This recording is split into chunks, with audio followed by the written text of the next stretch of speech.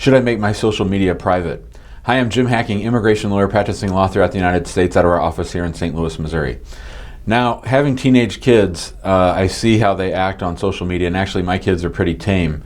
We've had situations in the past where clients have come to us and talked to us about social media mishaps that they've had that they're worried about immigration or the State Department finding out about. And so just generally, whether you're going through the immigration process or not, you need to be careful about what you put out there on social media.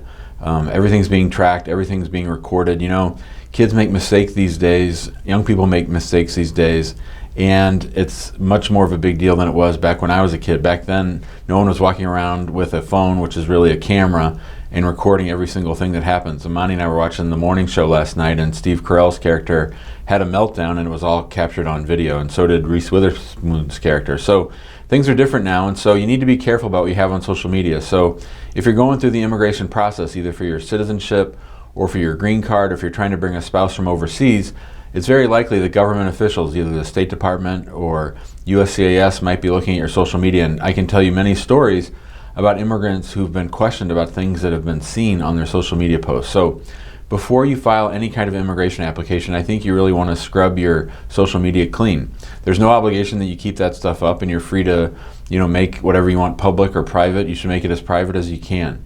And certainly while you're going through the process, but just generally in life, I think you want to be careful about what you post.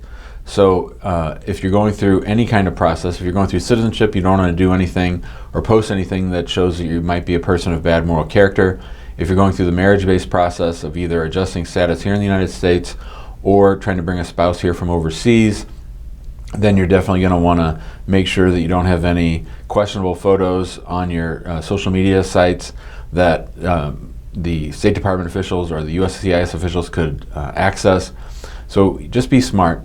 You can always post stuff later. You can always post stuff just to your friends. There are social media apps that let you keep things private.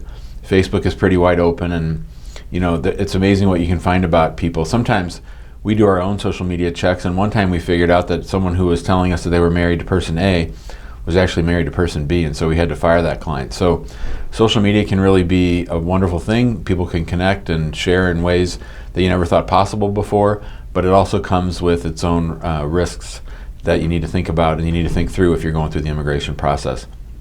If you have questions about social media, or if you need advice about going through the immigration process and how your social media might affect that, give us a call at 314-961-8200. You can email us at info@hackinglawpractice.com. Be sure to join us in our Facebook group, which is called Immigrant Home. And then if you like this video, be sure to subscribe to our YouTube channel and share this out on social whenever you can. Thanks a lot. Have a great day.